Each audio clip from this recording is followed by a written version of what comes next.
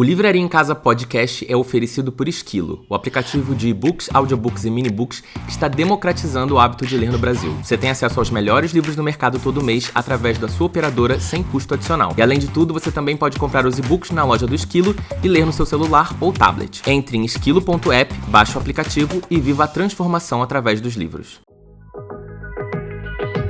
E aí pessoal, tudo bem? O meu nome é Paulo Hatz, esse aqui é o Livraria em Casa, o podcast. E hoje eu tive como finalmente, nossa, tem muito tempo que eu tô falando com esse menino pra gente efetivamente conseguir se encontrar. Não é nem pra gravar não, é se encontrar só. Tipo assim, falar, oi, tudo bem? Há meses, finalmente eu consegui ter Pedro Pacífico, o Bookster, aqui do meu lado. E aí, tudo bem, querido? Tudo bom, muito obrigado. Realmente a gente tá assim, Rock in Rio quase conseguimos, mas tinham 100 mil pessoas, não conseguimos. Então é uma felicidade estar aqui. Não, e toda vez que você vinha pra São Paulo, a gente falava, não, vamos fazer. Vamos fazer, pode ser tal data? Putz, não, tal data eu não posso. Pode ser tal data? Não, tal data eu não posso. E a gente nunca conseguia, na Bienal também, a gente não conseguiu se ver, porque o Bookster tava num lado, eu tava no outro. E, tipo, impossível de andar, né, na Bienal, que acho que é um assunto que a gente já pode falar daqui a pouco sobre isso. Porque 1 trilhão de pessoas e a gente não tava sabendo que a Bienal ia ser tão assim, depois da pandemia, a gente perdeu um pouco a noção, né, dos números e das coisas. Mas enfim, bom, se você não conhece o Bookster ainda, acho difícil, mas o Bookster é um influenciador literário que tá majoritariamente no Instagram, né? Mas você tem podcast, você tem outras coisas também, daqui a pouco a gente vai falar também disso, livro, etc, vindo por aí e tal. E, enfim, Bookster é um advogado, você tem 29 anos, né? 29. 29 é um baby, né, gente? Quase é um 30, a gente ferrou. É um bebê, tem um pai super carismático, pra quem acompanha ele no Instagram também. Enfim, falando em pai e tal, a gente pode começar desse lugar, assim, tipo, como é que foi a sua infância e como que a literatura entrou na sua vida? Tipo, você teve isso dentro da sua casa, sua família te incentivou ou não?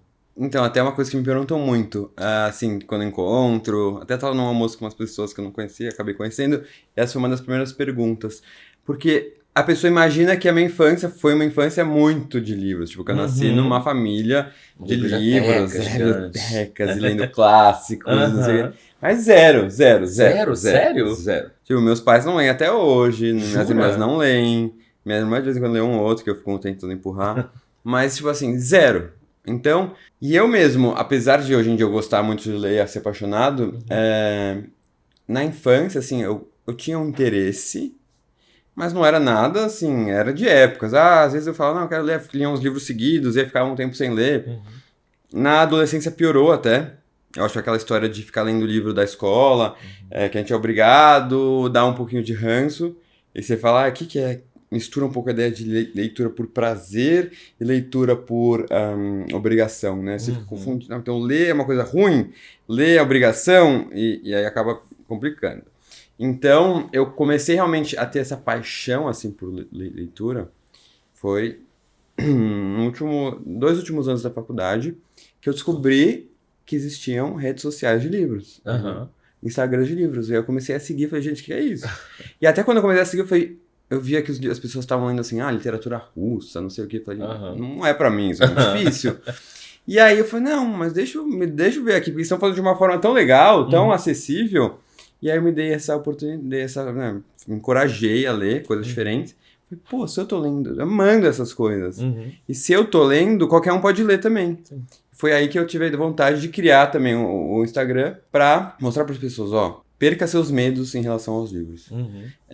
Se eu tô lendo isso, eu não tenho qualquer formação na área de letras, literatura, você também pode ler. Então, foi isso. Eu não tive uma infância muito de livros, lia, mas meio por conta própria e não sabia muito o que ler na adolescência. Ficava perdido. Lia mais vendidos, achando que lá iam ser os melhores livros e ficava muito preso a essa ideia, porque eu não tinha referências.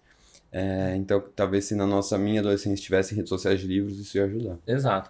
Não, você tem 29, você também não é nem tão velho, nem tão jovem assim. Já tinham redes sociais no geral, você já tinha Instagram e tal. Sim. Mas depois você começou a descobrir, você foi naquela literatura ali, e aí o que você leu e falou, putz, é isso que eu curti? Sim, eu lembro que tem alguns livros marcantes, assim. Na adolescência, mesmo no final da adolescência, eu lia de vez em quando, e eu li alguns livros que me marcaram muito. Eu acho que, assim, quando eu penso em época de escola, livros que eu gostei muito, Capitães da Areia, eu amei, e Revolução dos Bichos. Foram aquelas leituras obrigatórias que eu gostei, realmente. E aí saí da escola, e na época de faculdade eu lia, mas meio que indicação. Amigo do meu pai que lia, me indicava, né? Teve um livro que me marcou muito, que chama Equador, que é maravilhoso, do Miguel Sousa Tavares, que é um autor português. Muito bom, um romance histórico muito, muito, muito, muito bom. E eu ficava assim, como é que eu acho mais livros parecidos, né? Eu não sabia. E aí, quando eu realmente descobri Instagrams de livro, eu lembro que eu me dei a chance, eu até lembro não foi nenhuma indicação de um Instagram de livro. Eu fui na livraria e falei, pô, me indica uma coisa diferente. Eu falei um pouco do que eu tava lendo. E aí me indicou Walter Ugumãe, O Filho de Mil Homens. Não, A Máquina de Fazer Espanhóis, foi o primeiro que eu li dele. Eu falei assim, gente, que maravilhoso isso. Porque eu comecei a entender que que o livro, ele podia ir além da história.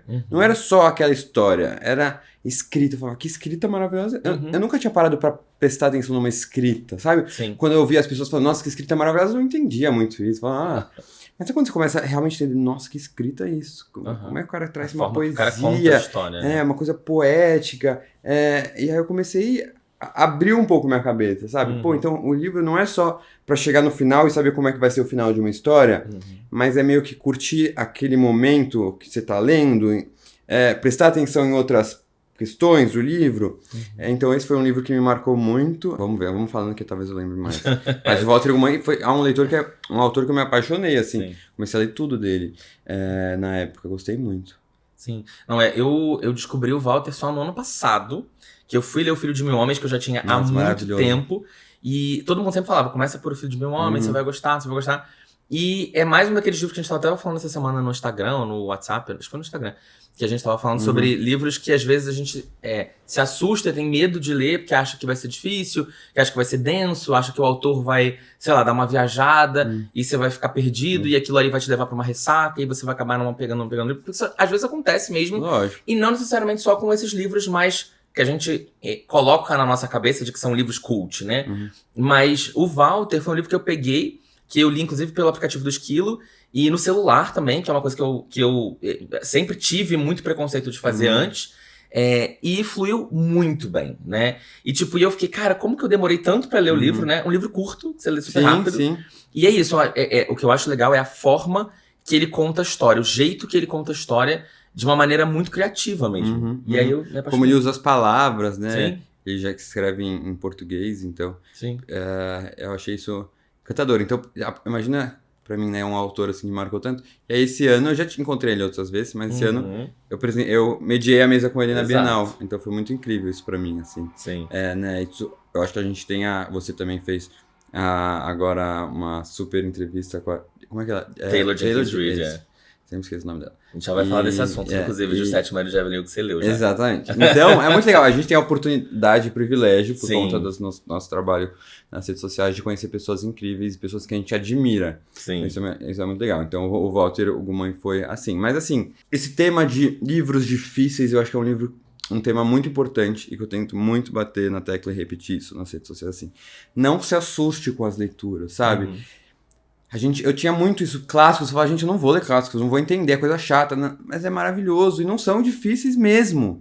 Tem livros difíceis? Tem. Tem livros muito difíceis? Tem. E esses livros muito difíceis, assim, a gente pode contar na mão, livros que eu também ainda nem me aventurei, mas, tipo, Odisseia, tem lá o Ulisses, do James Joyce, tem livros, Miss Dalloway, da Virginia Woolf, é difícil, mas sabe, são poucos, assim, sabe, tem coisas maravilhosas que às vezes a gente deixa de ler, até você tá lendo agora, que você falou, né, o Avesso da Pele, que é maravilhoso, e não é nada difícil, né, uma leitura que flui super bem, uma coisa contemporânea, atual, traz discussões super legais, então eu tento muito incentivar as pessoas a se aventurarem nas leituras, perdendo o medo que elas têm de muitos livros. Não, e aí esse outro ponto do fenômeno que eu acho que tá sendo muito legal ver como a literatura nacional tem crescido muito, e principalmente de qualidade mesmo, e de sucesso de comercial. Por exemplo, você vê Torturado sendo o livro mais vendido, e agora os livros brasileiros todos sendo comprados, as marcas estão todas desesperadas para fazer produção,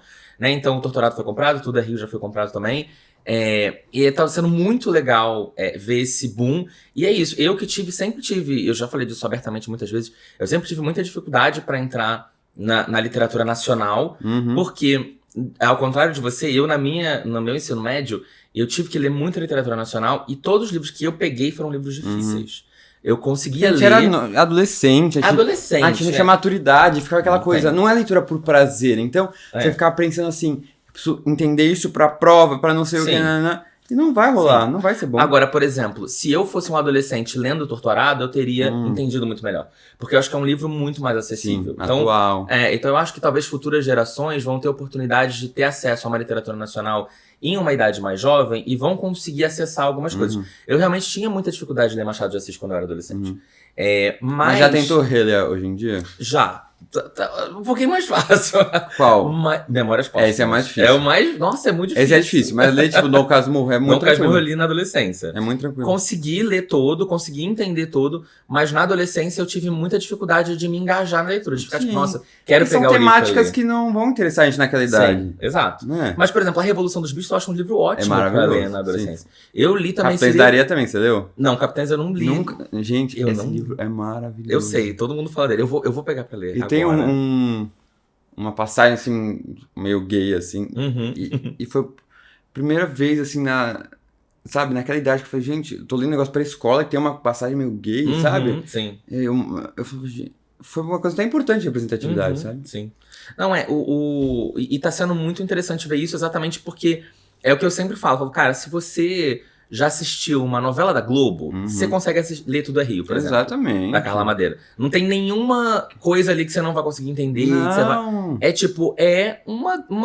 Um drama, uma novela, que você vai ficar super envolvido, que vai ter todos aqueles elementos que a gente tá acostumado a ver na televisão. Então, realmente gera... As pessoas ainda têm um pouco de preconceito, mas eu acho que lentamente isso vai mudar. E eu acho que o papel desses streamings e tal vai ser fundamental pra... Porque tem muita gente que é isso, eu não leio o livro, mas eu vejo. Mas talvez vendo o conteúdo, ela se anime de, putz, veio daquele livro. Isso, o Torturado acho que foi muito importante, porque muita gente que não lia, começou, tá todo mundo lendo, quero ler, né? E fazia muito tempo que não acontecia isso com um livro de literatura, ficção, nacional, contemporânea, né? Ganhando uma repercussão. Veio Tudo é Rio, que é maravilhoso. Aí agora, O Avesso da Pele, também... A novo da Carla Madeira, né? O Véspera também. Véspera, muito bom.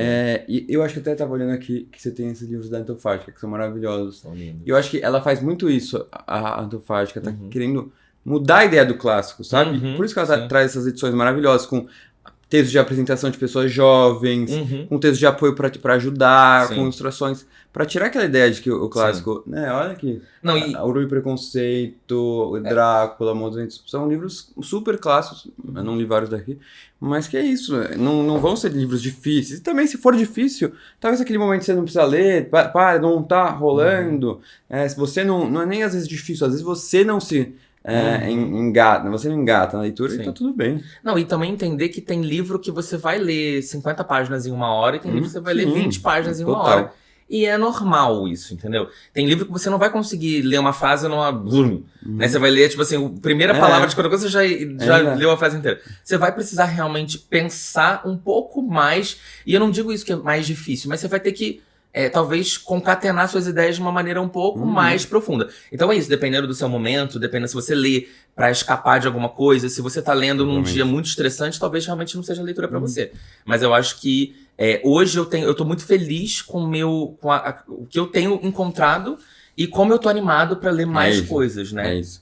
Até pensando nisso de literatura nacional, esse ano eu comecei há uns anos a fazer tipo o desafio Bookster, que cada mês eu escolhi um livro e aí eu leio junto com as pessoas. Nem tem mais nada assim além disso, mas eu vou fazer a resenha depois e tal. E aí esse ano o tema do desafio Bookster foi autores contemporâneos nacionais. E até o primeiro do ano foi A Avesso da Pele, e muita coisa boa desde então. E é isso, porque tem muita coisa legal. E você fica animado, entendeu?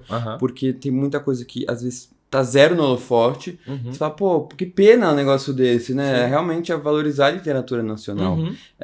E outra coisa que você tava falando que eu acho legal, faz muito tempo a gente fica... Mas negócio do tempo de leitura. Eu sempre recebo mensagem assim, me ajuda, como é que eu faço pra ler mais rápido, né? Tem algum curso que acredita nisso de leitura dinâmica e tal? Eu respondo assim, acho que, primeiro, cada leitor tem o seu tempo. Não tenha... Por que você está com pressa para ler? Uhum. Esse é o primeiro, né, importante de pensar. O que é? Você está lendo uma coisa para trabalho, uma coisa acadêmica, você tem que ler que você tem um prazo? Sim. Se não, não é para ter pressa, vai no seu tempo, entendeu?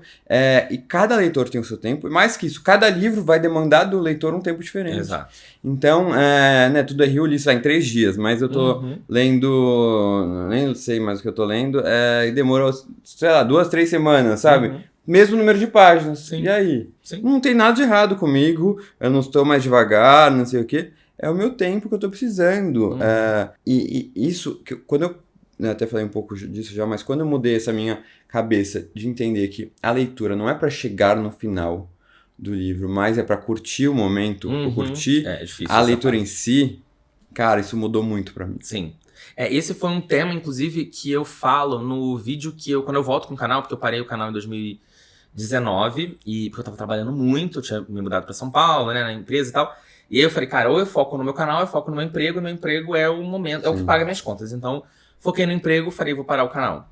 E aí, quando eu voltei com o canal, por causa da pandemia, eu voltei com essa mentalidade. Eu fiz esse vídeo falando isso. Eu falo, a gente precisa aprender que a gente tem que parar de ficar olhando a quantidade de páginas toda hora e ficar naquele desespero de, putz, falta 100, falta 50, falta 40. E relaxar mais, sabe? Tipo, porque às vezes eu sinto que eu tô realmente tenso lendo, sabe? E a gente tem, eu acho que um agravante que é... Produção de conteúdo. Interromper, que é a produção de conteúdo. Exato. Porque se você não produz conteúdo, você tem uma vida mais tranquila ainda. É isso, né? Por que você tá se pressionando? Você já é um privilégio que a gente não tem. Exato. Às vezes eu fico nessa coisa de, putz, saudade da época que eu podia ler num tempo X e dane-se, eu não tenho que fazer isso porque eu preciso fazer um vídeo, eu preciso lançar isso aqui, é uma publicidade. É óbvio que eu amo fazer o que eu faço, mas, obviamente, tudo que tem seu lado ruim também, né? E o lado ruim é exatamente essa pressão que a gente acaba tendo, né? Interna e, às vezes, externa também, porque tem os compromissos que a gente faz com marca, com o apoiador, com o seguidor, etc.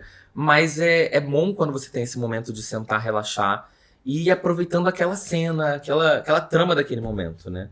Enfim, e outra coisa também que eu ia falar antes da gente mudar de assunto era a história no momento que a gente está de crise econômica, principalmente de dólar, o livro nacional é muito mais barato para as editoras e para a gente como consumidor também. Porque não tem o custo do tradutor, não tem o custo de direito autoral em dólar, aquilo tudo. Então eu acho que é um momento mais propício ainda para a gente investir e nós como leitores darmos essa chance de comprar e fazer esse mercado girar. E que eu acho que já está acontecendo gradualmente mesmo, mas enfim, acho que ainda pode acontecer mais ainda. Enfim, outro ponto que eu ia tocar era sobre o seu pai, né? E na verdade sobre a sua família. Seu pai é super carismático, extremamente leonino, carismático. Assim, gente. É só botar uma câmera pra ele e começa a falar. Já tá fazendo publi. Você tá dando o dinheiro dele da publi? Não. Fala, não, pai. Pai, você é meu pai, né? Eu sou mais jovem, eu preciso fazer outras coisas agora. Você já fez muita coisa na vida, deixa eu ficar com essa. Você falou que você não teve uma infância literária, porque não foi algo colocado pra você. A mesma coisa pra mim, não foi zero. Minha família também ninguém lê, eu tive que sozinho descobrir isso tudo. Isso. Mas você falou, por exemplo, você saiu do armário no ano retrasado? 2020. Acho que foi 2020. Você tinha 27, né? 27 anos já.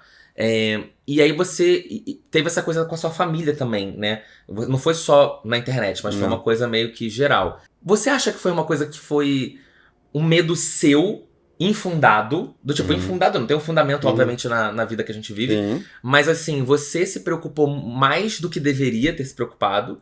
Ou realmente você sentia que não seria aceito? Eu acho que o pior de tudo foi a minha dificuldade de me autoaceitar.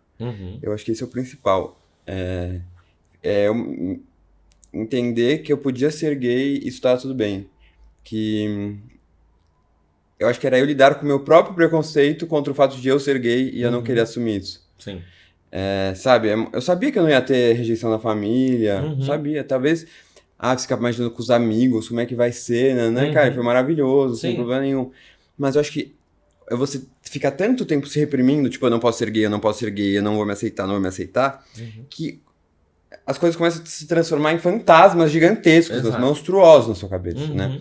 Então, a partir do momento que eu me aceitei... Muita coisa mudou, né?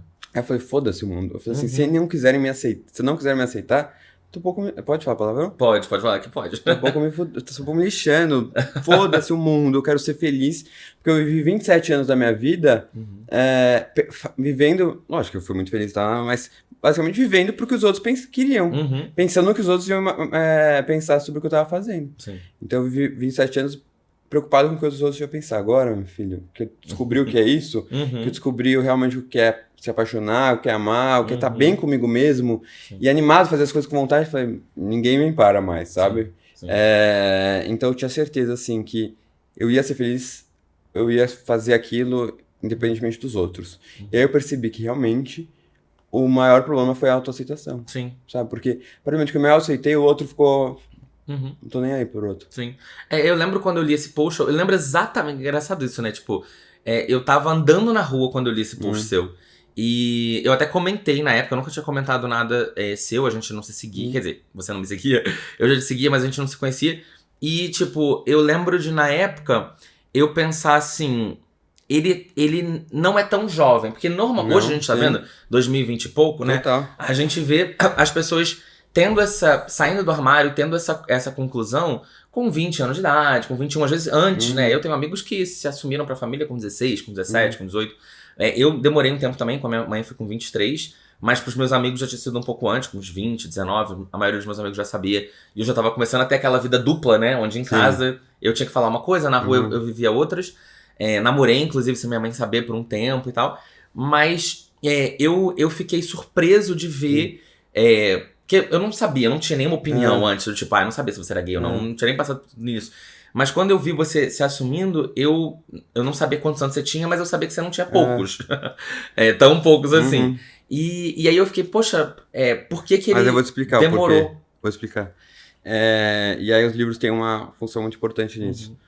Quando eu nasci em São Paulo, no sul de São Paulo, e vivi muito, assim, me estudei num colégio meio de elite, assim, de São Paulo, sabe? Numa bolha. Eu cresci numa bolha em que ninguém podia ser diferente. Você tinha que se encaixar no padrão que todo mundo era.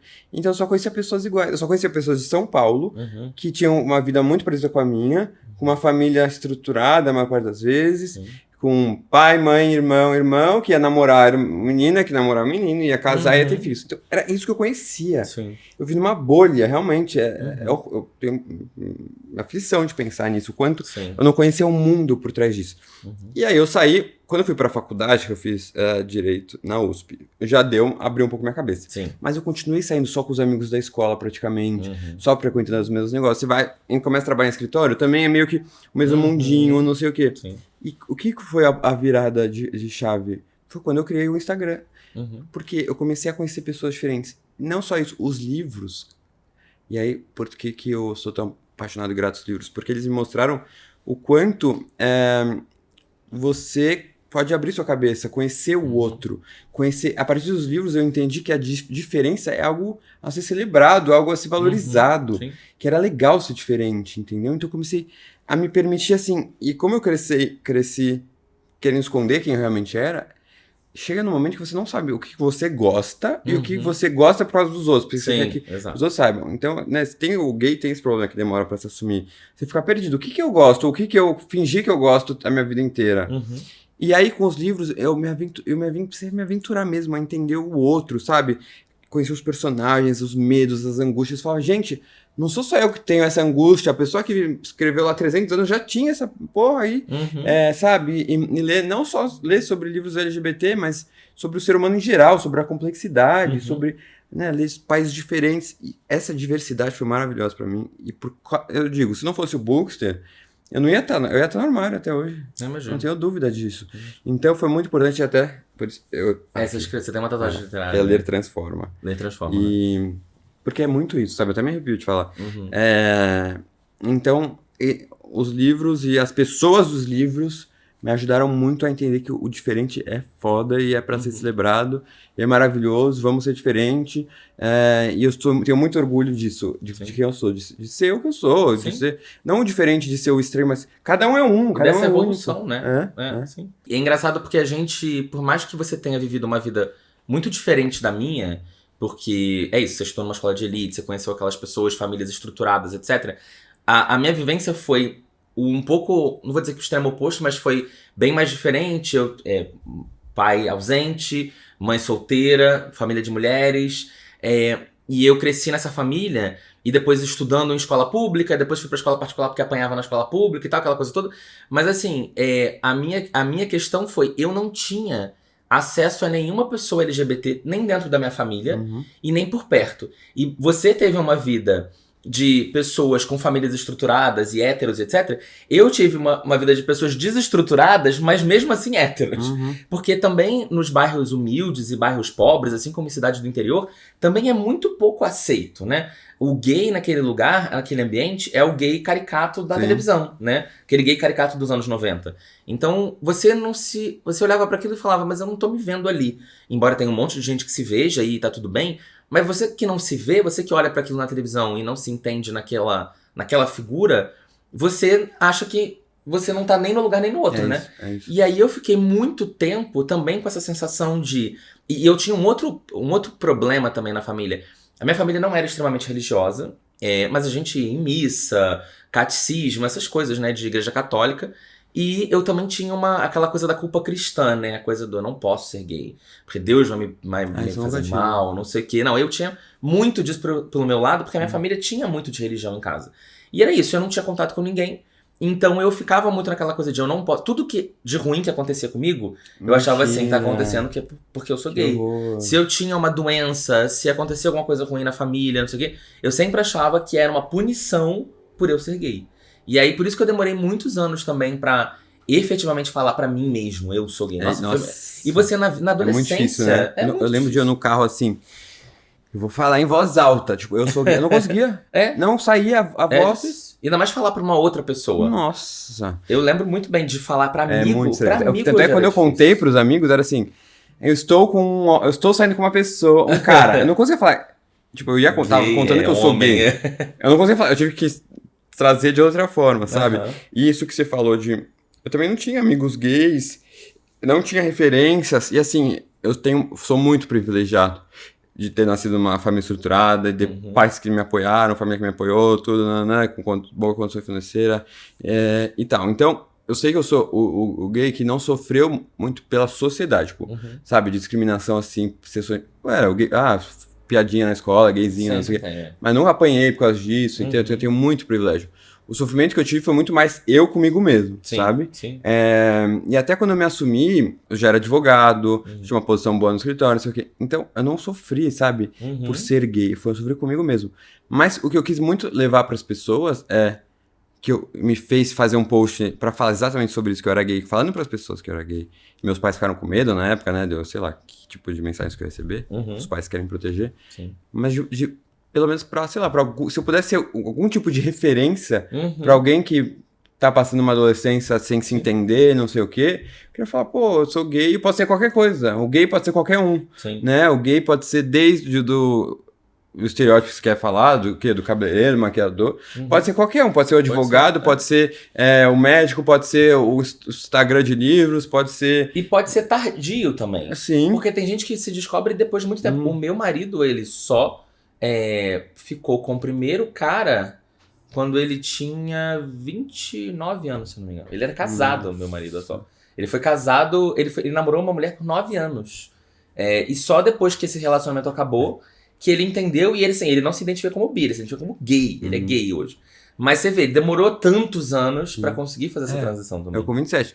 Eu namorei minha ex-namorada até os 27. 4 anos. Bastante tempo. Então é isso, é muito doido, é muito complexo, né, a questão da sexualidade, a gente se entender. Mas você tocou num ponto que é legal, isso. Os livros, e principalmente os personagens que a gente encontra nos livros, eles ensinam muita coisa pra gente sobre a vida mesmo. Que a gente não tem essa quantidade de pontos de vista com essas pessoas que a gente conhece. É impossível.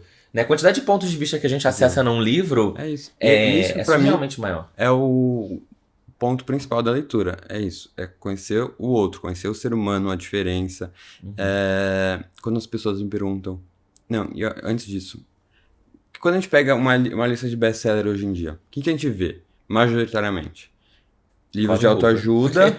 Também, mas isso é ficção legal, é entretenimento. Mas fora isso, autoajuda em business, empreendedorismo. Sim, tem muito. Por quê? Porque as pessoas, nossa sociedade é extremamente utilitarista. Sim, Então, ela quer ler para aprender alguma coisa. Só presta se for. Só se for para aprender alguma coisa. E a pessoa acha que ler ficção, que é o que a gente lê, e até as pessoas se confundem quando você fala ler ficção, elas acham que é ficção científica. Mas não, ficção é qualquer história inventada, né? Ler ficção é perda de tempo. Sim. Tem muito esse estigma.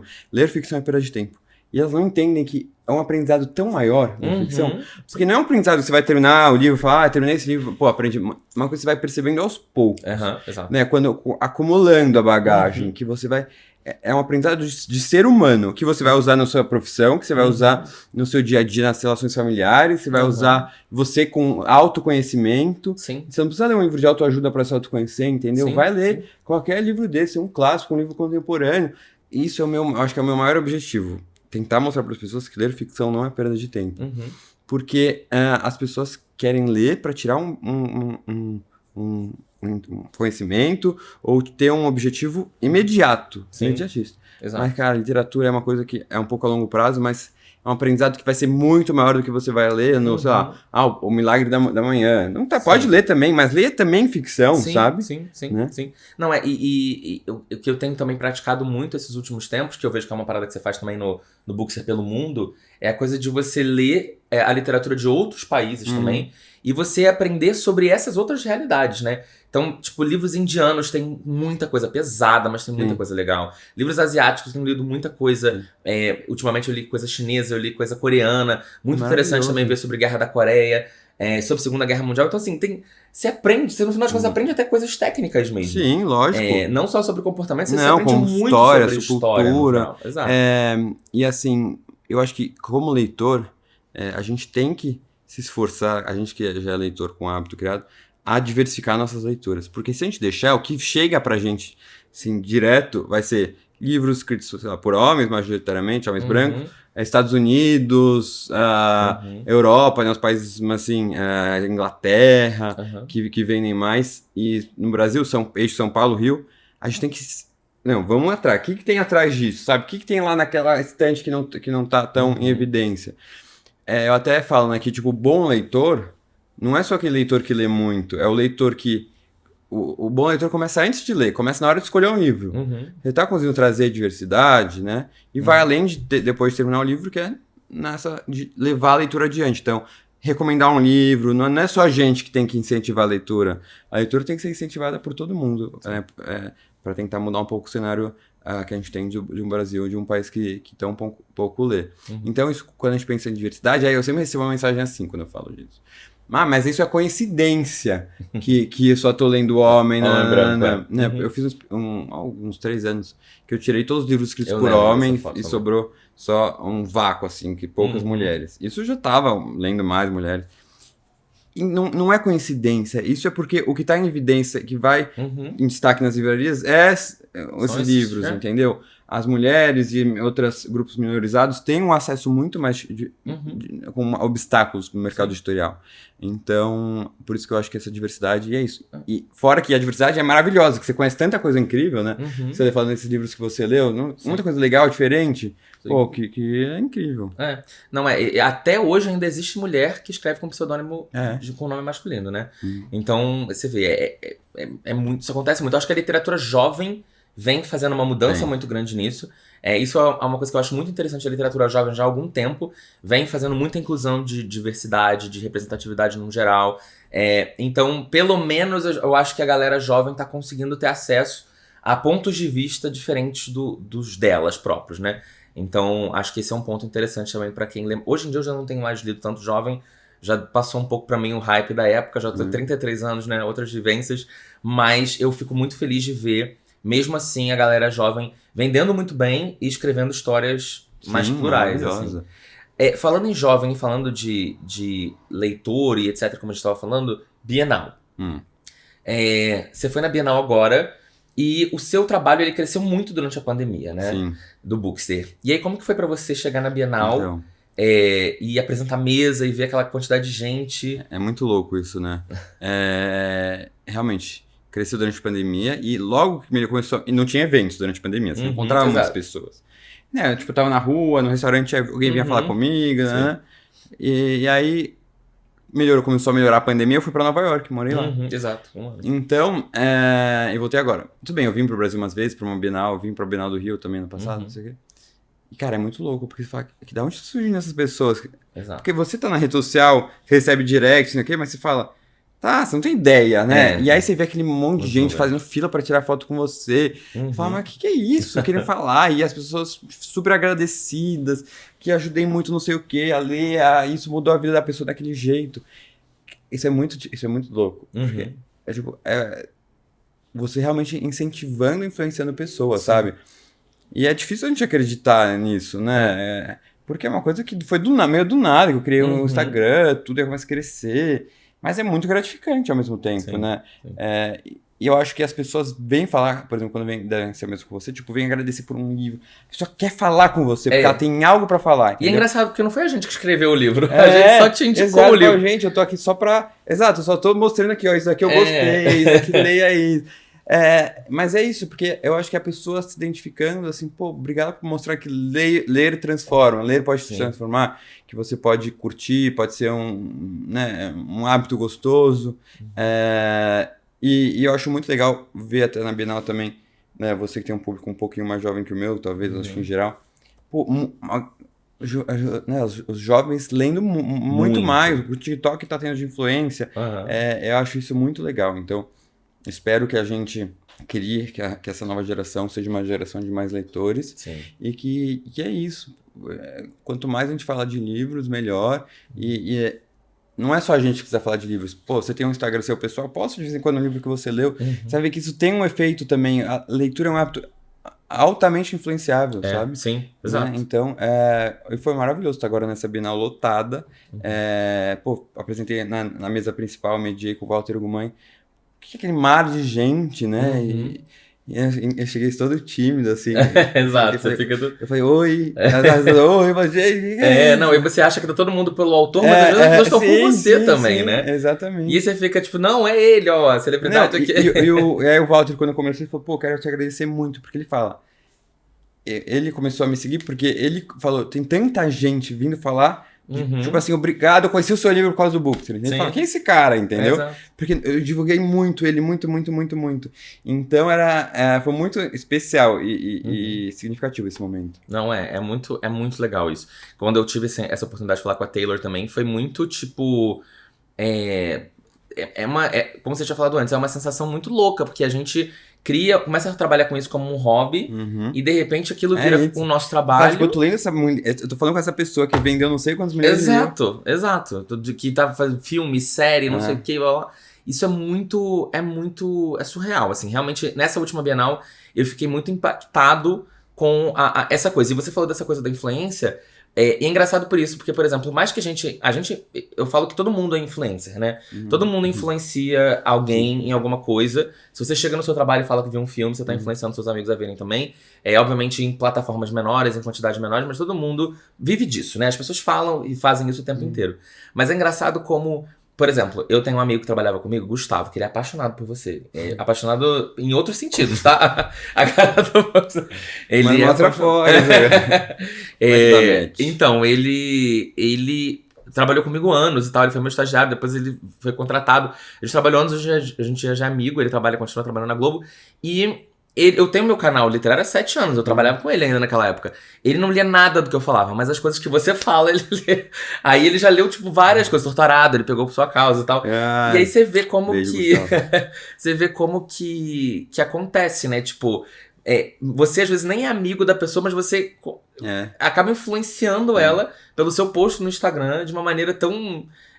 a ponto dela realmente pegar um livro pra começar a ler. Isso é muito mágico, né? Não, encontrar as pessoas, né? Em festas. A gente até tava falando disso, assim. Inclusive, você já ficou com algum seguidor seu? Que pergunta é do nada.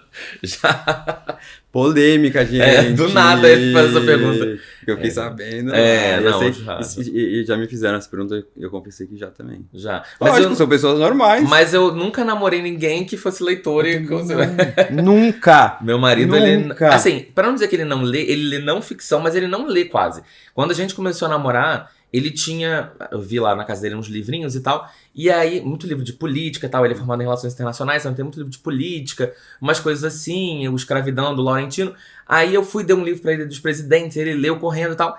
E aí, tipo assim, ele tava muito ávido. Depois ele, acabou. Ele não toca num livro há, sei lá, 2 anos, eu acho. Eu também só tive Não tem. Ex-mulheres e ex-homens não leitores. Ele só dá play no meu vídeo pra dar o play e para de ver. Aí eu falo, porra... Só pra, tipo, mais um assinante. Mas pelo menos ele foi na Bienal comigo um dia. Acompanha. Ele acompanha e tal. Mas assim, não lê. Eu sei, não sei por que será isso acontece, né? Eu não sei também, não foi intencional, porque quando eu voltei com ele, inclusive, eu nem tava fazendo canal. Quando eu comecei a namorar com ele, na verdade, eu nem tava fazendo canal ainda, porque a gente tava naquele período ali ainda pré-pandemia. Eu voltei na pandemia. Então, tipo... Mas é que eu acho também... Sei lá. Porque a gente só aparece muito falando de livros, mas a nossa vida não é só livros, né? Não, exato. Tem várias outras coisas. Então, você conhece uma pessoa, você não vai tá falando de livro. Então não é que o livro vai conectar, pode conectar, mas normalmente não sempre. Sim. Então por isso, a gente é múltiplo, né? As pessoas, quem tá às vezes assistindo, acha que, a nossa vida é realmente em torno de livros. Mas não, a gente fala de tudo, sai de tudo. Exato. Né? Não, eu tinha emprego, outro emprego, outra coisa, outra vibe, outra vida. Então era diferente, mas sei lá, acho que foi realmente uma coincidência. E porque realmente a gente ainda mora num país onde tem muito pouco leitura. Embora tenha a Bienal, lotou e não sei o que e tal, a gente ainda é pequeno. E eu acho que tem uma outra parada, até que eu falo isso com todo mundo, mas eu acho que você quebra um pouco isso, talvez. Mas talvez seja culpa da sua assessoria, dos seus agentes. Mas eu acho que a gente ainda tem um estigma, a gente que cria conteúdo de livro, de que a gente é chato. De que a gente... vou falar de livro. Fala disso. É chatice, né? Pô, será que as pessoas realmente consomem? Não sei o quê. Então, assim, às vezes a gente tem números altos de engajamento e tal, mas eu sinto que poucas marcas e tal, nem tô falando só de marca de publi, mas até, enfim, veículos e tal, olham menos porque talvez tenha esse estigma de que falar de livro é chato. E não não é. Mas é por isso até que eu comecei a trazer um pouco mais, e as pessoas estão me pedindo, da minha vida do dia a dia. Não é que eu vou ficar trazendo... Mas assim, eu na academia, hoje não sei o que, eu bebendo, eu numa festa, eu numa viagem. Pra pessoa entender que as pessoas de livros não são só livros. Sim, exato. E é uma pessoa normal, como qualquer outra. A gente come, a gente bebe, a gente tem ressaca, a gente não lê algum dia. A gente gosta também de ver filme, de ver seriado. Então isso é importante, porque acaba humanizando, assim, e não ficando assim, aquilo associando só a livros. Não, é uma pessoa qualquer que tem essa paixão dos livros e quer levar isso adiante, né?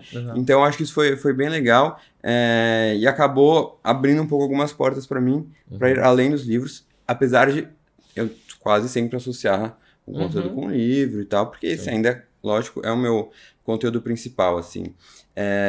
Mas a gente tem essa associação que leitura é chato, o Brasil é um país que lê muito pouco, e o que lê normalmente é livro que a gente falou de autoajuda, de empreendedorismo, e o religioso, né, que é o que mais vende. Religioso. Na última pesquisa, Retratos da Leitura no Brasil, que é a pesquisa mais importante sobre o tema no país, que acho que a última foi que a média de livros lidos por pessoa considerada leitora, que já é metade do Brasil, é 2,5 ao ano. Na França, mais de 20 por pessoa. Entendeu? É muito diferente. A gente está engatinhando. Mas eu vejo o nosso trabalho e de vários outros produtores de conteúdo literário que são maravilhosos, que está tendo um impacto positivo. E isso, como a gente vê, as editoras estão vindo atrás da gente. Quando eu comecei, as editoras não faz nem tanto tempo quando eu comecei, mas muita editora assim, se orgulhava de falar que não trabalhava com influenciadores literários. Como se, tipo, quem são essas pessoas falando de livro?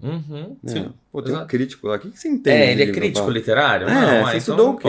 Pô, mas a gente quer falar assim, qualquer pessoa pode falar de livro. Tira o livro do pedestal, sabe? Não é pra cultos intelectuais. Não é só culto que lê, ou que deveria ler. Exato. Que é culto? O que é alguém culto? É melhor que quem lê Memórias Póstumas é melhor do que quem lê Deixa eu pegar outro livro, sei lá, um mais... um Stephen King da vida. O Stephen King? Nem nada. Uhum. Não tem nada a ver, menos que melhor...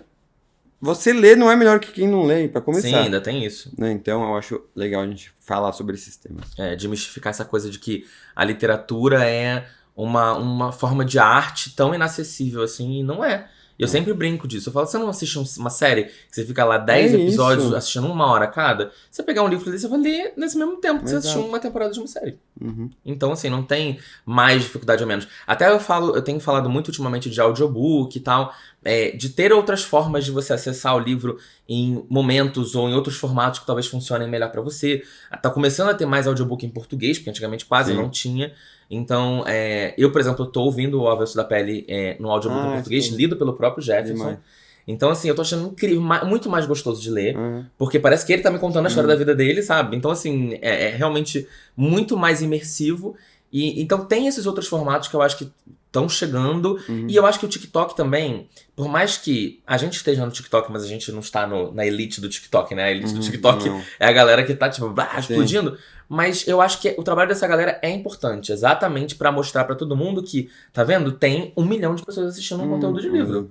Né? Eu fiz um vídeo de livro falando no outro dia de Colin Hoover e deu 450 mil visualizações. Então tem 450 mil pessoas dispostas a assistir uma discussão sobre uma autora, entendeu? Teve, sei lá, 80 e poucos mil likes, entendeu? Sim. Então, assim, é importante. Tem que ser valorizado, né? Essa galera também tá mostrando pra todo mundo. Além disso, eles estão formando novos leitores, o que é muito importante. Talvez esse funil em algum momento passe pela gente daqui a um tempo.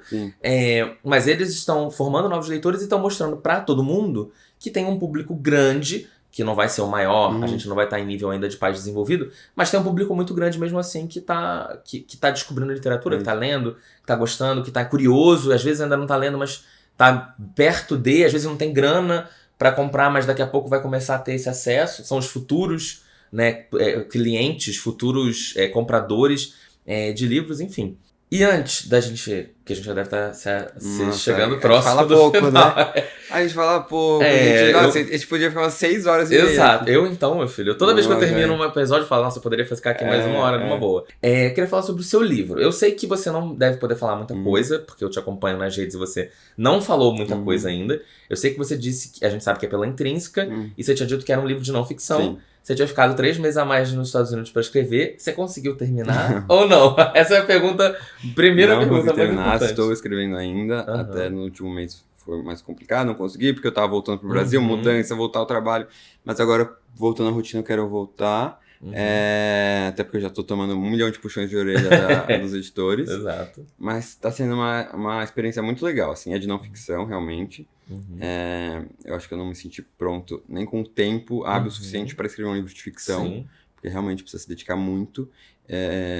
Então, um livro de não ficção, e tá sendo uma experiência bem legal, assim. Dá medo, né, mas eu acho que quando eu comecei a mandar os primeiros capítulos e chegar com o feedback dos editores, sabe quando você dá uma animada, você fica, não tô... tô no caminho. Tô no caminho. Eu achei que, sabe, a pessoa ia jogar fora. Ia falar, cancela o contrato. Saiu correndo. Então, até quando eles falaram, vamos divulgar, né, que você vai fazer. Eu divulguei, acho que depois de uns 6 meses que eu já tinha assinado o contrato. Aí, eu falei, gente, mas e se der errado eu não conseguir publicar o livro, sabe? Assim? Não, mas eu acho que agora tá o caminho certo. A ideia é lançar no primeiro semestre, no meio do primeiro semestre do ano que vem, então ainda tem um tempinho. Mas tá sendo uma experiência, tipo, muito legal, porque tem muita coisa que eu queria compartilhar e dividir e contar pras pessoas, sabe?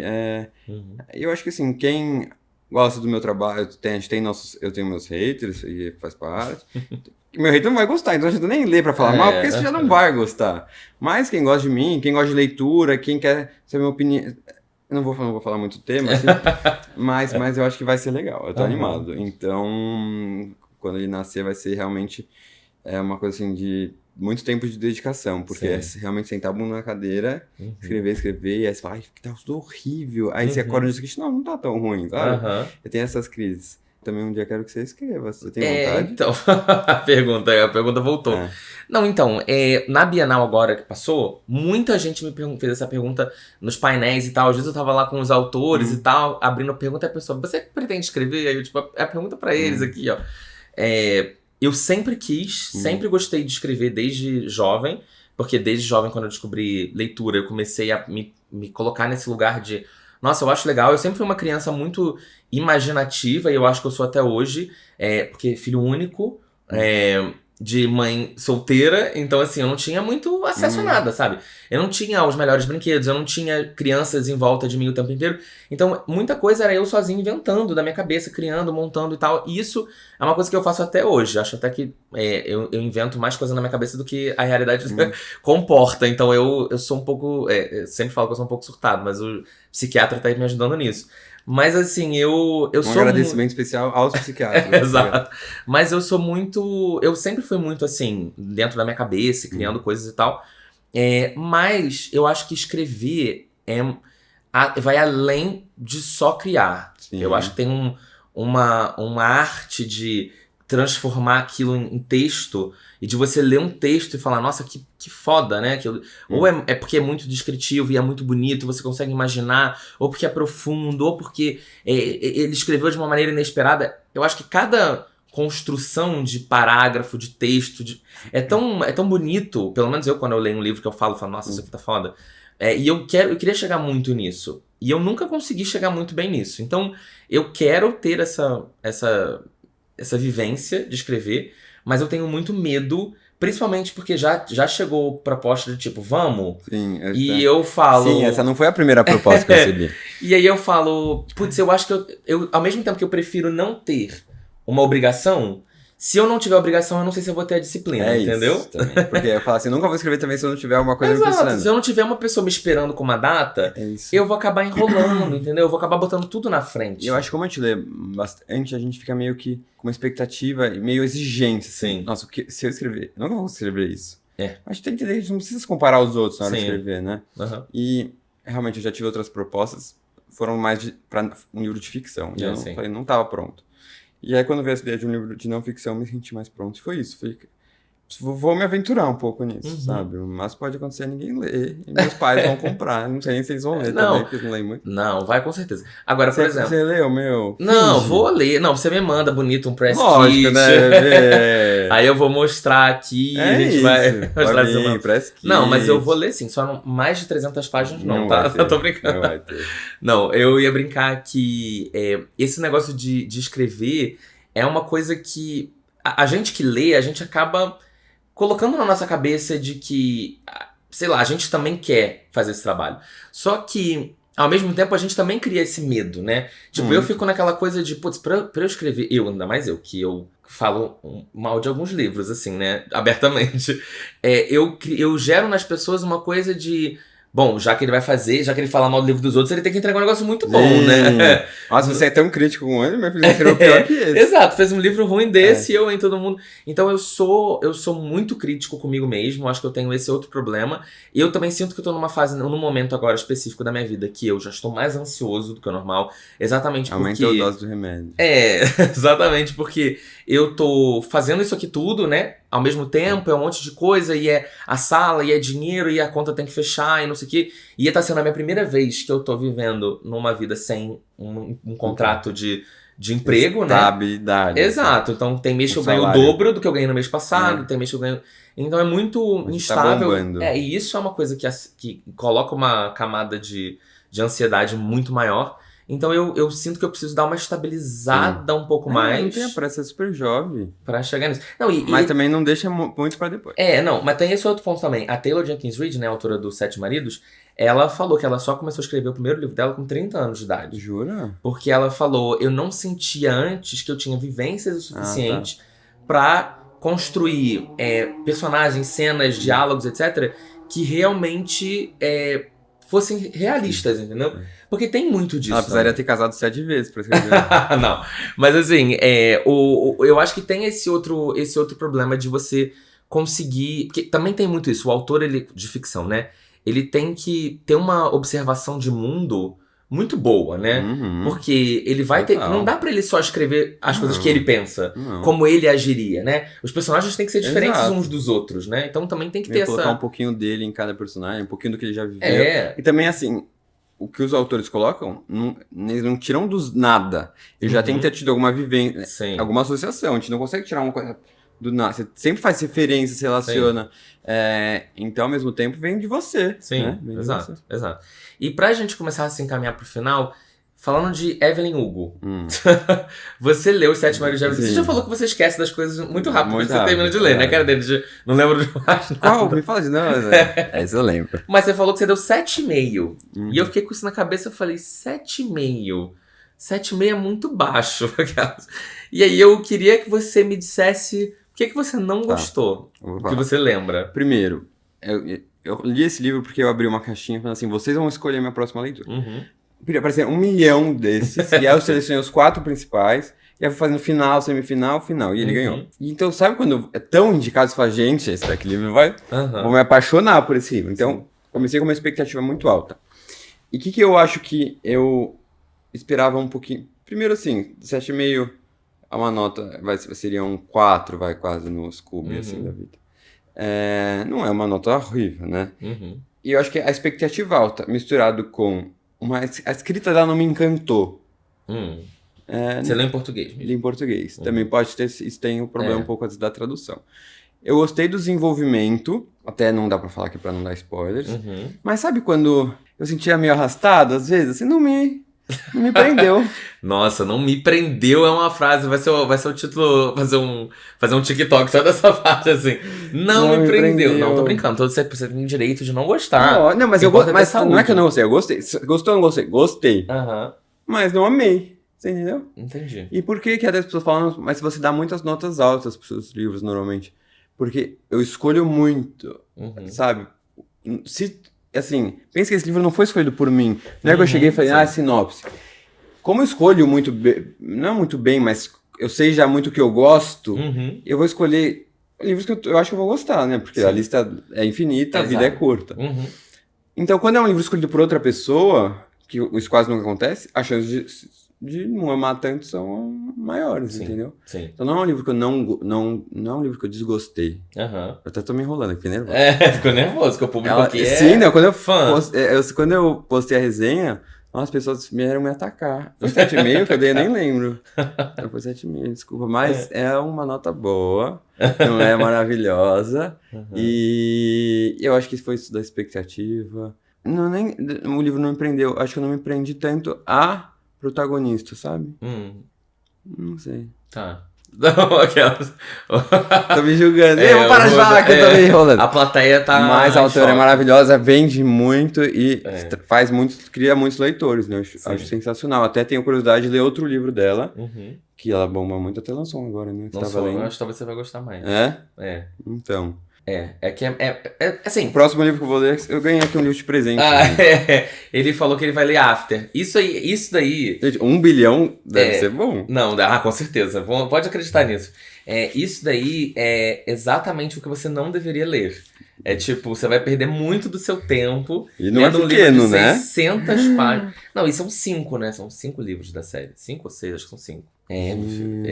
O segundo eu não tive capacidade de ler. Eu botei um audiobook pra ouvir, e o audiobook fluiu melhor. Eu ia dormir.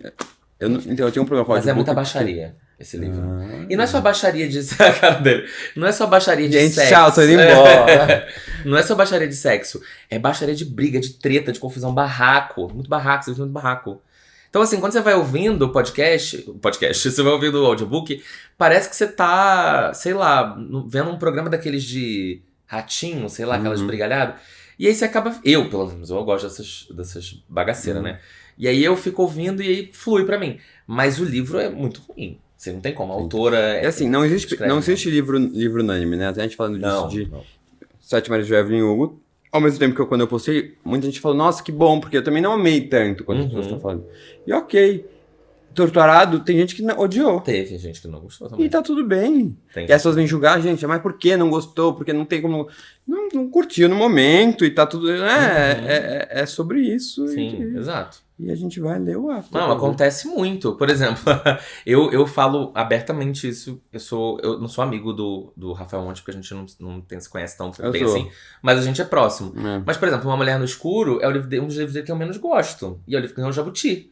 E eu não amo o livro. Não acho ruim. Gente, eu que nunca li nenhum livro dele. Toda vez que a gente fala sobre o livro, eu quero Você nunca leu o livro dele, mas você conhece ele. Não, eu conheço muito. Ele já fui pra várias Eu baladas. li todos os livros dele. Sério? Porque não é Tem o vários gênero livros que dele. me... Mas eu preciso ler, total. Desculpa, Rafa. Eu vou ler, lógico. Assisti Bom Dia, Verônica, achei sensacional. Sim.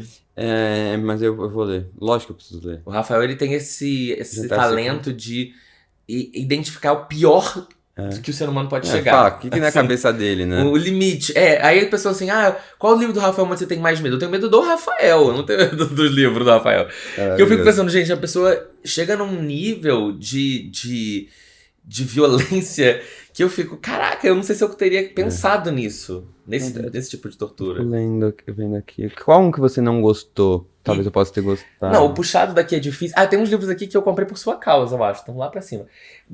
Vai ser difícil te mostrar aqui, porque na verdade aqui são praticamente todos os livros que eu não li. Os livros que eu li eu deixei na minha casa. São 5.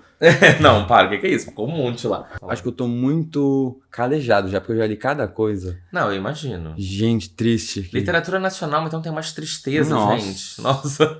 O Tudo é Rio também, eu fiquei, tipo, com muita coisa na cabeça. Tem muita gente que... Eu até tinha uma discussão sobre isso no vídeo que eu fiz de Tudo é Rio, que tem muita gente que não gosta do final, não podemos falar do final. Sim. O final é problemático, não sei o quê. E aí eu tenho discutido muito isso, sobre a diferença de romantização e retratação, né? Uma coisa é você retratar um relacionamento abusivo, outra coisa é você romantizar um relacionamento Isso é muito complicado. E eu acho que o autor tem que ser muito esperto na hora de fazer essa escrita. E eu acho que ela fez de um jeito legal. Eu também não vejo muito, mas também não. Talvez não seja a pessoa mais certa pra falar sobre esse tema de relacionamento abusivo, de que uma mulher viveu, porque né, eu não sou mulher e tal. Então, eu gosto de escutar as pessoas o que elas acham sobre isso, e até pra refletir. Mas quando eu li, eu não percebi isso. E já vi gente também que leu e, né, não vi dessa forma, sabe? Mas é isso. Se pessoas acharam problemático, tem que ser falado e comentado mesmo. Lembrei qual livro que eu comprei por sua causa. Foi A Pediatra. Foi um dos livros Foi do Desafio Bookster, foi. né? Muito legal. Tá até concorrendo agora pro Prêmio São Paulo de Literatura. Eu lembro. Então também tá o A Palavra que Resta, que é um livro que eu adorei. É muito bom. A Palavra que Resta. Também esse prêmio. Temática gay. Tá concorrendo o livro da Aline Bey, A Coreografia do Adeus. Um outro livro que foi do Desafio Bookster, que é Sempre a Hora da Nossa Morte, Amém. Alguma coisa assim. Esse que é um título bem longo. Tem um que eu comprei que tá aqui, que é o Apague a Luz Se For Chorar. Eu gosto também, tá morrendo. Não conheço. Fabiane, alguma coisa. Guimarães? Não lembro agora sobre o nome. Ela tá lá em cima. Ou tá ali. Já não lembro mais. Mas enfim, eu tenho comprado... Eu tenho seguido várias dicas exatamente porque eu tô entrando nessa da literatura nacional contemporânea. Então eu tem muita coisa boa. Tô indo ali. E você foi esperto, né, quando você divulgou o Desafio Books. Você postou uma foto sem camisa, né? Sim. Olha, pro Instagram entregar. Exato. A gente tem que burlar o algoritmo, né? Do jeito que tem de condição. É muito louco. E, gente, isso é muito louco, né? Eu postei... Eu não tava nem sem camisa. Eu postei uma foto numa camisa transparente no Réveillon desse ano. E a minha foto bateu 30 mil visualizações nos stories. Meus stories não batem 30 mil, normalmente. Então, assim, eu fico, cara, como é que pode isso, né? A galera... Um outro livro muito bom. E o meu público é feminino, nem é masculino. O meu também, 75%. O meu 85, 83. Sério? Feminino. Qual? Eu receberia as piores notícias dos seus... do Marçal, né? É muito bom. Já leu? Eu não li ainda. Eu já... Nossa, esse livro dele... Isso daí tá autografado ainda. Tá? Eu comprei lá em Portugal, numa livraria que tinha os livros autografados dele. Recebi ele me deu de presente um desenho dele. Ele desenha também, escrito Bookster. Tipo assim, dentro do desenho o cara tá falando um balãozinho escrito Bookster. Mas smiley, né? Eu amo que eu e o Bookster a gente tá saindo totalmente do formato. Já começou o podcast? Saindo totalmente do formato podcast. Subindo, andando, saindo do ângulo da câmera, saindo do microfone. Mas é isso, porque é bom porque no seu Instagram você fala da sua vida pessoal, mas você não fala tanto assim. Não exponham muito. Porque também não tem tanta coisa interessante. Não tem muita coisa pra contar também. Não. É isso. Não tô pegando geral. Não tô ficando bêbado das baladas. Já você, eu adoro quando você põe das baladas. Eu tenho que, inclusive, parar de postar quando eu tô bêbado na balada. Falando, vamos então encerrar por aqui pra gente poder continuar conversando outras coisas que não podem ir ao ar, tá?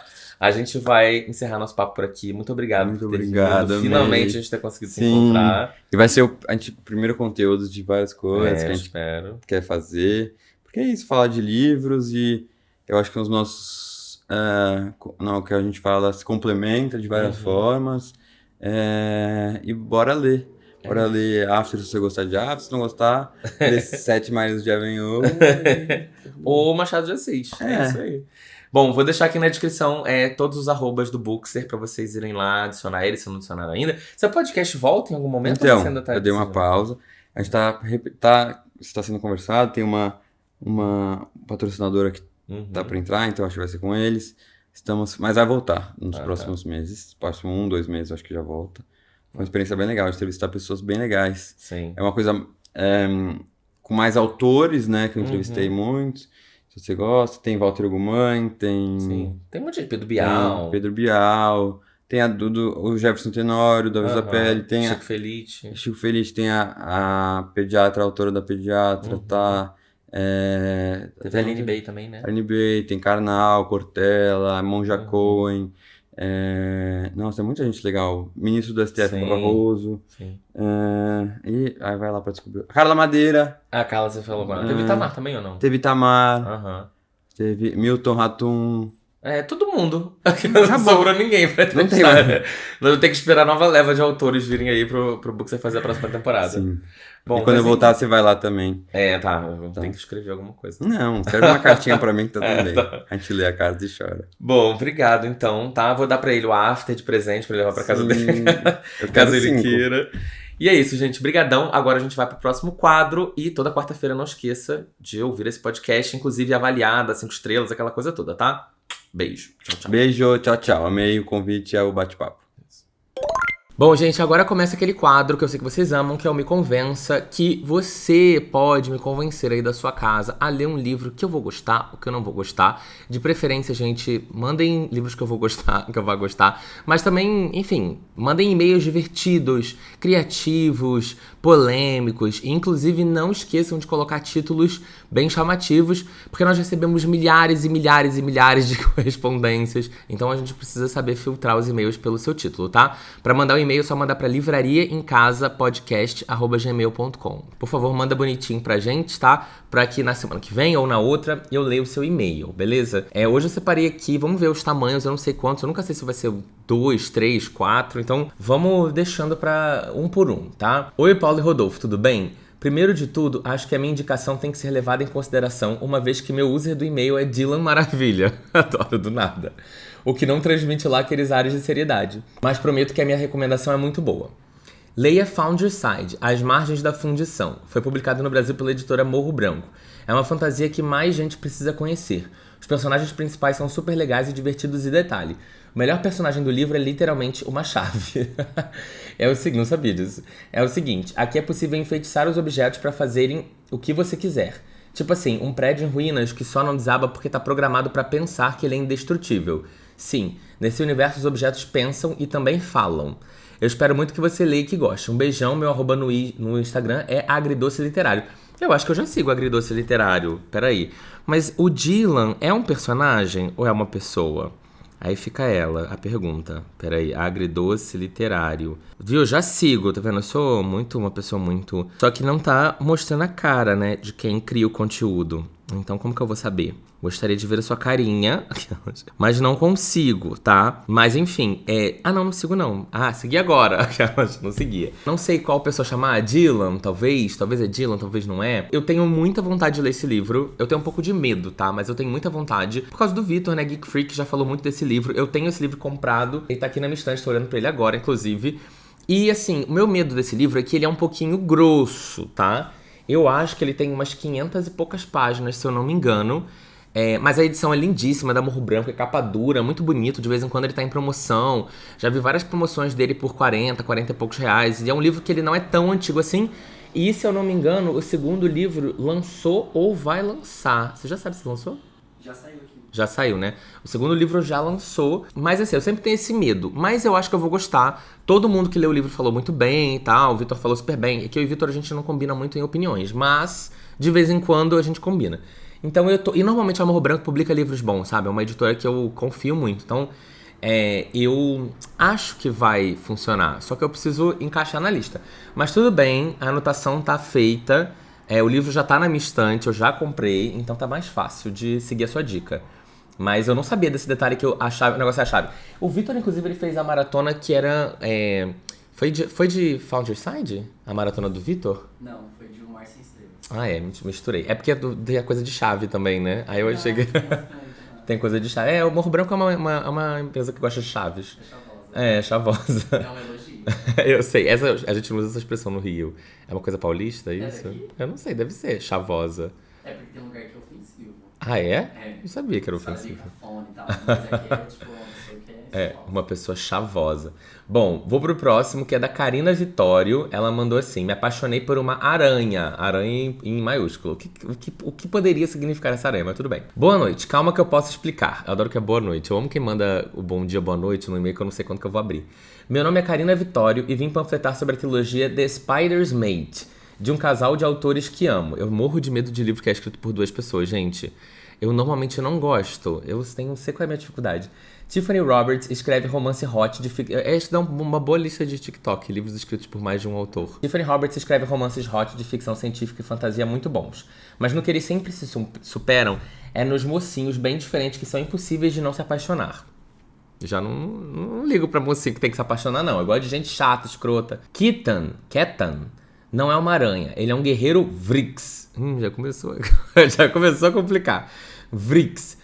Torso humanoide, 8 olhos, mandíbulas perigosas, 4 braços, um longo cabelo negro, pele preta com manchas roxas e a parte traseira como a de uma aranha, contando com 6 pernas. Meu Deus, como assim? Eu não consigo nem imaginar como que uma pessoa dessa é humanoide. Ele é humanoide, mas ele tem 8 olhos, 4 braços, 6 pernas. Que humanoide é esse? Quando por acidente ele cai em um local assombrado, acaba encontrando um novo animal de estimação desacordado e decide levá-lo para seu ninho. Ivy é uma humana que se inscreveu para colonizar outro planeta com a esperança de recomeçar sua vida. O que ela não esperava era que ao acordar do sono profundo fosse dar de cara com uma aranha gigante olhando para ela. Gente, ela vai transar com a aranha para colonizar o planeta? Ah, não. Ela é o bicho que o... Ela é o bicho de estimação. Ele achou um ser humano estranho, ele pegou. Os dois passam a tentar se comunicar melhor e a amizade vai crescendo conforme aprendem mais sobre o outro. O problema é que a rainha dos Vrix quer Ketan como seu companheiro, mas ele quer sua liberdade e, acima de tudo, sua Ivy, aquele que não sabe qual é o nome. Os livros narram a história de amor entre Ketan e Ivy, e sua sobrevivência em um planeta cruel, sua fuga e batalha contra a rainha, e sua tentativa de criarem um lar seguro não só para eles, mas também para outros humanos que também estavam em sono profundo como Ivy. Oi, aí já começou outro assunto. Oi, sou designer e ilustradora, mas esse ano fiquei desempregada e decidi começar um projeto que sempre quis, fazendo resenha de livros para as redes sociais. Os livros não foram traduzidos para o português, legalmente não, mas em inglês é possível comprá-los em versão e-book na Amazon. Caso você pague o Kindle Unlimited, todos os 3 volumes sempre aparecem para ler de graça. Meu @ é spncarina. Todos os meus links, ela manda um Linktree dela. Muito obrigado pela atenção, beijos. Olha, eu achei essa sinopse muito louca. Fiquei um pouco curioso, mas ao mesmo tempo não sei. Me parece que ele só tem inglês, né? Como ela falou. E é uma trilogia. Mas assim, eu não sei. Eu fico, tipo... Quando eu vejo esses seres, assim, com um monte de perna, um monte de braço, eu não consigo imaginar isso na minha cabeça. Aí eu não sei como eu romantizo um casal onde é uma mulher com uma aranha, sabe? Tipo... Como que eu imagino, como é que eles vão fecundar, né? Como que eles vão se reproduzir? Porque ela foi pra lá pra o quê? Recomeçar a sua vida. Mas talvez ela tava tentando, na verdade, ela ia colonizar com outros seres humanos, né? Não com aranhas. Acho que esse era o plano principal dela. Olha, Karina, eu achei o seu gosto bastante peculiar, mas eu fiquei curioso que ela mandou. Ela tem um canal no YouTube também. Ela tem Instagram, Karina Vitório, só procurá-la. Ela é desenhadora, ela faz uns padrões, ela faz padrões. Achei bem bonito o traço dela, vou seguir. Gosto, né, de pegar essas referências pra gente, né, no futuro, fazer uma brusinha com sua arte, aquelas. Bom, enfim, muito obrigado, Karina, pela sua... Não vou roubar nenhuma arte sua, tá? Pode ficar tranquila, eu não sou doido. Muito obrigado. Nem roubem, gente, ninguém. Muito obrigado pelo seu e-mail. Fiquei um pouco curioso, mas um pouco preocupado com o seu tipo de romance, mas obrigado, hein? O próximo. Nossa, esse e-mail é grande. Vai ter que ser só mais esse e acabou. O porquê que você deve ler Estilhaça-me. 3 motivos válidos. Eu usei a grafia do porquê certo e eu só tenho 13 anos. Isso já é... Eu só tenho 13 anos e eu usei a grafia do Porquê Zero. Ainda bem, amiga, que é nessa idade que é pra você conhecer isso. Porque eu aprendi isso com a tua idade e não sei até hoje mais. Eu uso tudo PQ, ou então Porquê Junto, porque é o que eu mais uso mesmo. Oi, rata linda do meu coração que me tira da depressão. Rimou. Hoje vim te dar 5 motivos de por que você deve ler Estilhaça-me. Eu me inspirei 100% no e-mail da pessoa que te indicou Six of Crows, mas tá tudo bem, ou não. Vamos lá. Primeiro motivo. Estilhaça-me é um livro muito famoso e meloso que rima com famoso, o que consequentemente faria o seu vídeo mal dele bombar. Isso te traria mais inscritos e você ficaria mais famosa e teria mais parcerias do nada. E teria mais dinheiro e viajaria mais pra Europa e gravaria mais vlogs de 1 hora bêbado em Portugal. Amo, adoro. Amei sua justificativa, pra mim já me convenceu. Segundo motivo, você não vai gostar do livro, possivelmente. Mas eu aposto que você vai rir do drama todo que a personagem principal faz. Ela só fica suportável a partir do segundo livro, mas é por causa da saúde mental toda cagada que ela tem no primeiro. Aliás, o desenvolvimento dela é ótimo, eu acho. Terceiro motivo, eu sou uma estudante do 8º ano. Matemática está me matando e eu nem cheguei no ensino médio. E agora você possivelmente está se perguntando, mas o que isso tem a ver com ler o livro? A resposta é nada. Mas como eu não tenho motivos e 2 é muito pouco, eu escrevi qualquer coisa para o e-mail ficar maior. Carinhas felizes. Então eu venho pedir para você ler por piedade de mim mesmo. Sou estudante, só sofro nessa vida. Crise de e choro. Daqui uns anos eu vou fazer o Enem, já estou ansiosa e olha que faltam 4 anos ainda. Não, 4 anos, hein? É a pressão que a sociedade põe na gente desde cedo. Tudo culpa do Bolsonaro. Fora Bolsonaro, vem Lula 2022, 13 vermelho, vermelho Glória Groove. Gente, essa pessoa é maravilhosa. Com 13 anos de idade, eu não sabia nem escrever direito. Mas é isso, espero que eu tenha te convencido. Se você não ler esse livro e gravar um vídeo falando mal dele ainda em 2022... Não, acho que ela quis dizer... Se você não ler esse e-mail, gravar um vídeo dele falando mal ainda em 2022, eu vou espalhar por aí que você ama After. Eu dei 4 estrelas pra esse livro. Parece que eu sou hater, mas eu gosto, tá? É só você que provavelmente vai dar 3 estrelas ou 2,5. Risos. Eu provavelmente te desmotivei a ler mais do que te desmotivei, mas tá tudo bem. Beijos e até a próxima. Rosa Tibúrcio Caetano. PS1, você começou a me seguir hoje, eu infartei. O meu Insta é Rosinha Livros. Eu ia procurar ela, porque eu falei, gente, essa menina é muito boa. PS2, Paulo, manda beijo pra mim, te amo. PS3, eu amo o Príncipe Cruel e todos os dias eu fico feliz por você amar também. Mas você leu Vermelho, Branco e etc. E essa daí, ó, errado. Aí ela bota, oi, Diego Roque. Isso, ela gosta do Digão. Vermelho, Branco, etc. Gente, um beijo pra você, Rosa. Eu amei o seu e-mail. Eu achei seu e-mail maravilhoso. Você escreve muito bem, você concatena ideias muito bem, tá? Você tem que pensar em ser escritora, porque você é muito divertida. Seu senso de humor é ótimo, seu vocabulário é ótimo, sua gramática está maravilhosa, perfeita. É um modelo de e-mail, de exemplo para todos seguirem, entendeu? Mas eu vou ler Estilhaça-me, tá? Pode ficar tranquila, Rosa. Isso tá na minha lista, tá no meu Kindle já, inclusive. Tá tudo certo, vai acontecer. Eu só preciso efetivamente começar. Mas eu sei que é um livro rápido, acho que eu vou ler isso daí em uns 3 dias, 2 dias, talvez até antes. Então vai acontecer. Eu só tô com algumas obrigações, né? Que a gente que é adulto e tem emprego, a gente tem umas obrigações com clientes. Mas em breve vai chegar, tá? E aí eu vou falar de vocês se eu lembrar, se eu lembrar. Mas muito obrigado, tá? Esse e-mail foi maravilhoso. Muito obrigado por ter participado do Livraria em Casa Podcast. E se você quiser participar também, não se esqueça, é livrariaemcasapodcast@gmail.com, pra eu poder ler seu e-mail aqui na semana que vem ou nas próximas, pegar suas dicas, divulgar seus arrobas. Pode mandar os arrobas de Instagram, etc. Eu falo pra todo mundo. Inclusive é @Rosinha Livros. Eu acho que tem 2 A's aqui, pelo que ela escreveu. Rosinha A Livros, tá? Gente, muito obrigado por terem ouvido. Aquele que já viu mesmo. Gente, muito obrigado por terem ouvido o podcast até aqui. Se você ouviu, tá? Um beijão pra você. E até o próximo episódio. Tchau, tchau.